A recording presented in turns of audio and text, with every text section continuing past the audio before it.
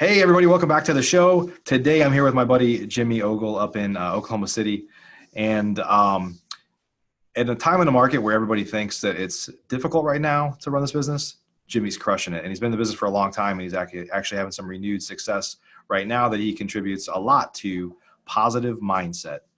What you believe will happen will actually happen. So that's what we're going to talk about today.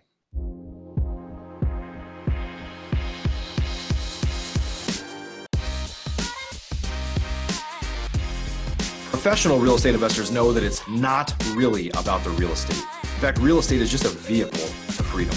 A group of over 100 of the nation's leading real estate investors from across the country meet several times a year at the Investor Fuel Real Estate Mastermind to share ideas on how to strengthen each other's businesses, but also to come together as friends and build more fulfilling lives for all of those around us.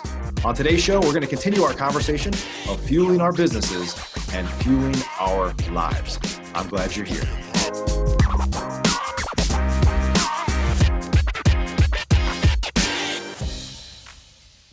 Hey, Jimmy, welcome to the show. Hey, thanks for having me, Mike. Yeah, good to have you on. I say good to see you, but it's only been like less than a week. I think I saw you 5 days ago. Yeah. So it is good to see you, by the way, but it's not like we haven't seen each other for a while. So No, don't have an axe in my hand this time, though. Yeah, well, that's a little insight for those of you that are here. Jimmy's a member of Investor Fuel Mastermind, and we did a little excursion where we went to throw axes last week, which actually was a lot of fun. I don't know if you had you ever done that before? I haven't. It's probably not something I would choose to go do, but it was had a lot of fun once we were. I didn't really know what to expect, but it was is it actually probably a pretty good way to relieve stress if you're like a bad day, you're like, I need to go like chop something, Yeah. So and true to Texas form, it's axe throwing and BYOB alcohol. So alcohol and throwing axes shouldn't go hand in hand, but they did. So yeah, especially at 10 in the morning. Yeah. So well, hey, you've been you're in the Investor Fuel Mastermind. We've seen you, and you and I have known each other for a number of years, and you've been an investor the whole time. And at a time where a lot of people are kind of struggling right now, or people are questioning, does this even work anymore? Like all these things, there's always success stories, and it's like, well, what's that person doing? And you're one of those right now. You've been doing a lot of volume, and your business has been doing well. And we attribute that to a lot to kind of mindset, right? I mean, if you have a negative mindset at all, then you're not going to see that type of success. So, so maybe talk a little bit. Maybe before we get started there, talk a little bit about your kind of backstory, like your background, how you got into real estate investing, and kind of how you found your way originally. Yeah, so I have wanted to dive into real estate since I was probably, I don't know, early 20s, like 21, 22, somewhere in that range, but just never had the mindset, I guess that you could say, that I had the capability to do it. So I was going to get my real estate license. I actually went to the school and passed the test and everything, but when I was young and dumb, I had a DUI, so got denied for the background check. But then I ended up was a contractor with FedEx Ground for like 10 years, built a great business there. And then I was able to sell that business and take that money and jump right into real estate, and just had a better mindset because I had cash in the bank at that point, So it was easier to take the risk when you had money sitting in the bank. So finally, you had the entrepreneurial background too, right? I mean, that's the thing.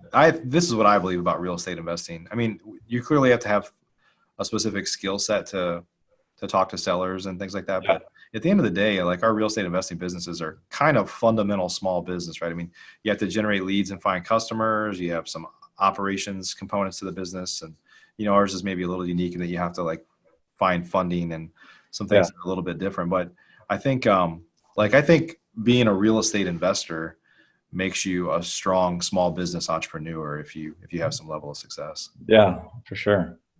Yeah, definitely does. And then I guess as another business, I don't know much about your other business, but you probably saw, hey, I could do one deal and make what I make in a month, like somewhere else, or something like that, where you saw the opportunity, right?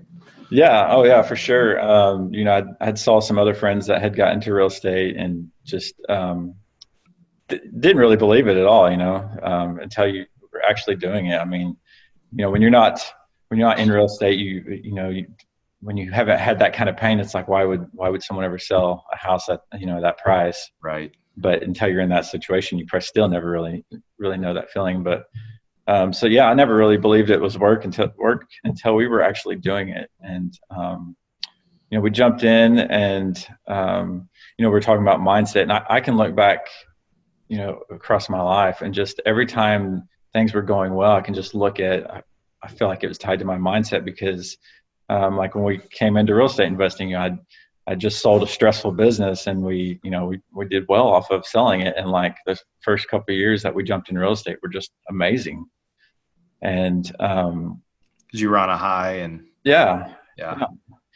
And then you go through life and you have ups and downs, and just looking at those times when there was downs, just comparing it to the thoughts that you're probably having in your head at the time. So yeah, you could track back to stress in your life or your family or other things that are going on. It could definitely derail you in every area of your life, right?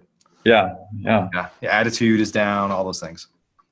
Yeah, for sure. Like, actually, this just popped in my head, but like, before we picked up and moved to California, I think it was about a year before that, my mom had passed away, and I never really felt like it impacted me much, but I think, part of that had to play, because that last year or so in Oklahoma City, you just get to believe in it's hard to get a deal, and, stuff like that. So when you believe that, it is going to be hard. But then once we were in California and we were on a high of, living in a new place, and, deals were falling in our laps, and we're having, a great time again. So, yeah. Yeah. So you lived in Oklahoma City, you moved to Southern California for a while. How long were you out there for? Like 2 years? Just shy of 2 years. Yeah. Okay. And then you came back, not even quite a year ago, right? It was April this year when we moved back to the city. Yeah, so like 7 or 8 months. Yeah. So that's interesting. So you left effectively like almost 3 years ago, 2.5, 3 years ago, and you thought your market was difficult then. Yeah. And, by probably most measures and what most people would believe, it's more difficult now. Oh, and yeah. you're having much bigger success than you ever had even before you left, right? Yeah, it's much more competitive now, but we just don't dwell on that. We don't let it bother us. And honestly, I feel like lately we don't end up in houses at the same time as other people as much anymore either. And maybe it's just because I don't let it. I try not to dwell on it and think too much about it. Yeah. Yeah. Well, so do you think, and so I guess part of it is you came back, you went to California, and you're out there California dreaming. Like, it's beautiful out there, right? But you miss like probably Oklahoma taxes and cost of living and stuff like that. Sure. But so the key for you is, how do you, once you're back for a while and you get settled, because now it's kind of renewed focus. You're like a born again virgin, basically. You're just like, hey, we're back and we're on a high here. Like, you have to find a way to keep that going, right? You can't let it get too comfortable, right? Yeah, which, it's part of it is, I think, surrounding yourself with the right people, which goes to play, we're in the mastermind and plan on staying. And then just locally trying to, surround yourself with the right people. And, we try to travel quite a bit. We actually homeschool our kids currently. And then, that's why we've got a big goal with trying to put away a lot of rental properties, just that way we can keep that freedom and that excitement up. Yeah. Yeah. Would you say that, part of the challenge is, I think some people have, not that we don't have other paths. I mean, you could go do other things. We all could. But I think that there's some people that they kind of give up on themselves. They're just like, I'm going to go back to doing the old thing I used to do, or do something that is more predictable, but probably less rewarding ultimately, or whatever. I mean, you have to believe in yourself, right? Yeah. Yeah. And it's funny that you talk. And your spouse has to believe in you too, by the way, right? I mean, that's a big part of it. Yeah. Well, so come to find out. So when we were moving back to Oklahoma City, she actually, because before we moved to California, there was a little bit of a struggle. And so moving back here, it's like, yeah, we're going to go back and we're going to, buy houses again in Oklahoma City. So she had doubts. She didn't tell me, luckily, but she had doubts. Like, is it going to work again? But like I said, she didn't tell me because she probably knew that would crush me, what I'm trying to do. But As far as talking about, going back to, things that you've done prior that you can do, we actually, because earlier this year, because the last couple months in California were a little rough. Just our mindset was set on Oklahoma, so we probably, weren't buying the houses that we should. But I actually looked at buying a business back into FedEx again. We'd sold all our rental properties earlier this year, so we had the cash to do it. And but then met with one of my friends that still does it, and just hearing the stories. I mean, it was all the same drama that I left for, and probably even worse. And so, luckily, I made the decision not to do that and just to push forward with real estate, because it's been a great year. So what do you think has changed? I mean, you're talking about having a positive mindset, obviously. What are you doing different from just to give some context? I mean, the last couple months you've been doing some decent volume. So what's your typical volume look like the last few months here? I'd say we're kind of leveling out at an average of about 10 a month now. Okay. We've when I was first back and it was just myself, I was doing about 5 or 6 deals a month, and then we've added acquisitions managers and people in the office and stuff, and I mean we've hit as high as 17 in a month since we've been back. But I feel like we're averaging right around 10. Yeah. And before you left, what was a typical month for you deal wise? My the most Oklahoma City, the most I'd ever bought in a month was 6. And our first month back in Oklahoma City, we bought 6 and tied that. So, but typically I was doing 3 to 5 a month before. Yeah. Okay. So what changed there? I mean, we talked about mindset a little bit. I don't want to beat a dead horse with that. Obviously, that's part of it, but just team structure wise, or betting bigger on yourself, or what are some of the things that kind of drove that growth? Well, we, left the franchise that we're a part of, and then we joined Investor Fuel, and so just jumped in and kind of just my first meeting at Fuel, I just kind of purposely sought out people who were good at okay, you're great at texting. I want to talk to you. You're great at this, that, whatever it is. So, I mean, we literally went in and kind of just copied those people. I mean, a lot of people say, just get one base level going or whatever. Well, I overachiever. I came in, for a couple months, we just did direct mail, but then we quickly were adding on everything, and we literally did a little bit of everything: Facebook marketing, PPC, everything. But we leveraged people that I felt were really good at those, and so we've kind of came in and done pretty well. And yeah.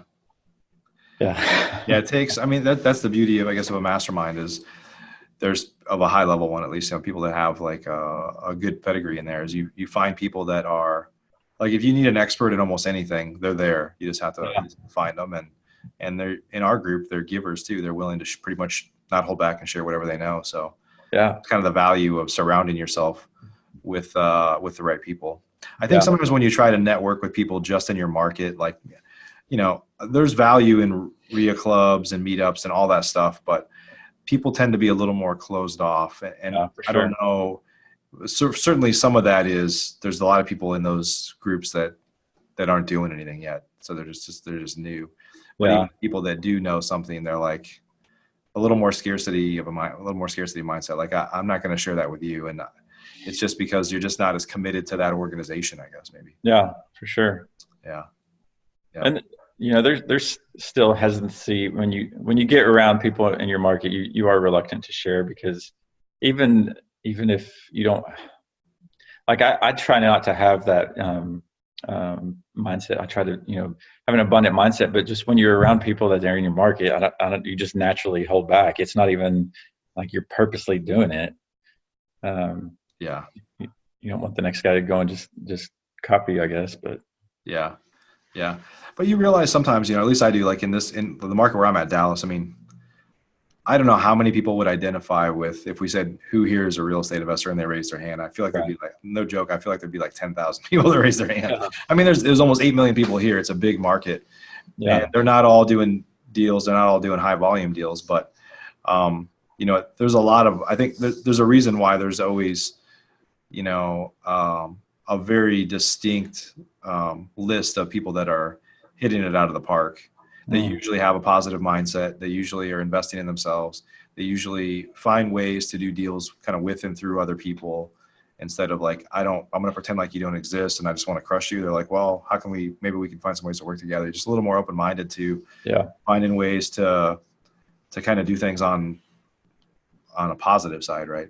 Mm-hmm. You have to be. So, and it's also good too, if you find ways to kind of befriend those people, then, you just get more insights to what's working and what's not. And, for the most part, I'd say people are willing to share. Here's what I think. I think a lot of the high performers in this industry truly are givers. Like, they want to share. Now, they don't share with everybody because there's a lot of takers out there too. Yeah. But I think for the most part, like, we get secluded off and we just don't, we want to give, but it's selective, and it's just around people that are kind of in a giving culture. Like, they feel like they want to give because they got in exchange. I don't know if it's chicken or egg, but yeah,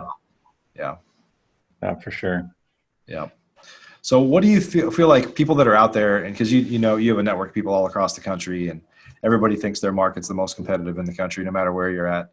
But what do you feel like, what guidance could you give people right now that are in a market that feel like it's more competitive than ever before, and they've kind of convinced themselves that I have to get by with less, or I need to go add on a new market or something like that, to just kind of assume that that the good days are over, because you've proven that they're not.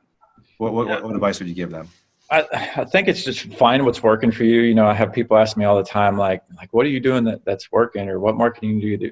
And the truth is, it all works. So, like, whatever you're going to work or whatever you're good at, like, work it, and it's going to bring you deals. But just find what's working. Like, I'm not a rehabber. I've found out I have too much pride in it. I over rehab, and I'm not analytical enough. So I like, write checks and don't keep track of them. And so just, I'm not a great rehabber. And so, like, we don't do rehabs anymore. Yeah. I mean, I'll do like a hotel where we go in and paint carpets, that type of stuff, but like to go in and be tearing down walls and stuff, I don't do anymore, because it's not where I'm strong. And so just find out where you're good at, push in farther on that, and just keep going. I mean, you're going to have good months, you're going to have bad months, but you just got to keep going. Yeah. Awesome. Well, Jimmy, so you've been in Investor Fuel for a little under a year now, I guess maybe 9 months or so. Would you mind just kind of sharing a little bit of a testimonial of, like, how it's impacted your business and your personal life, anything that's kind of impacted you, and maybe why others should consider joining if they've thought about it? It has, I mean, I'd say it's changed our life. I mean, from where we were at, not only relocating back to Oklahoma City, but leaving, the franchise model, that we were just able to get around people and leverage years that's probably taken these people to learn it, but we were able to leverage it and just dive right in. And then it's quickly became our second family, like we were talking earlier, you have local people that you get around, but people hold back and stuff. But it's awesome getting around people that have very similar business to you, and just getting around and hanging out and having a beer, and just, just the conversations that are had are it's gold. That's awesome. And you're seeing it now. Like, you've had some great success here recently, and we want you to continue that, of course. But you're in a position more now where you're sharing with others, right? You kind of like, you took away from it, and I'm sure on some level you feel some obligation to help others because you got help before, right? I mean, that's kind of how, not like the circle of life necessarily, but it's just like the inside of this industry, or inside of our kind of fuel family. Of course, people help each other, and everybody has ups and downs. I was talking to somebody earlier that is in our group that buys a couple hundred houses a year, and they had one major source of funding, and it got cut off like a month ago. And he's like, shame on me for not doing that. And they'll lick their wounds and they'll figure it out. But, we all have ups and downs in this business. And I think it's just a lot easier when we have people like us that have similar scars and similar stories of how to overcome those obstacles, right? Yeah. And it's great. I mean, you could literally pick up the phone and call anyone in the group, and, they're going to spend the time with you to help you figure out your problem. I mean, everybody is, like I said, it's like a big family. Yeah. Awesome. Well, Jimmy, if folks wanted to reach out to you or learn more about you, what you've got going on, where can they go to connect? You can find me on Instagram or Facebook. It's the Jimmy Ogle. But we're pretty active on social media, so you can find me there. Awesome. We'll add links down below in the show notes for everybody to find you. So thanks for sharing your story, and congrats on your success here. I know it's gonna continue on. Thanks. Appreciate it. Yeah. And everybody, thanks for joining us today. Hope you got some value out of this. Most importantly, you just have to believe in yourself. I mean, and be around people that inspire you to keep pushing forward, because the truth is, in this business, there's always people that are dying, distressed situations, divorce, inheritance, problem rentals. Like, we don't wish any of those things on anybody, but they create opportunities for us to help people in those situations through real estate investing. And those aren't following a market cycle. So even though it's a little harder in this industry right now because there's a lot of competition, there's still houses from all those distressed situations, as many as ever, and maybe more in the future with the baby boomer population. It's only going to be more prevalent. So plenty of opportunity out there. You just have to learn how to compete against other people that are in your market, or collaborate, I guess, maybe too. So appreciate you guys joining us for this episode. If you haven't yet, if you could subscribe to us on Stitcher, Google Play, iTunes, YouTube, anywhere where we literally are syndicated, like everywhere. So wherever you're listening to us at right now or watching us, if you could subscribe, leave us a positive review, we'd appreciate it. Until then, we'll see you on the next episode. Take care. Are you an active real estate investor? If so, and you want to latch on to the power of surrounding yourself with over 100 of the nation's leading real estate investors, all committed to building stronger businesses and living richer, fuller lives, you should jump on a call with us to learn more about Investor Fuel. Simply visit investorfuel.com to get started.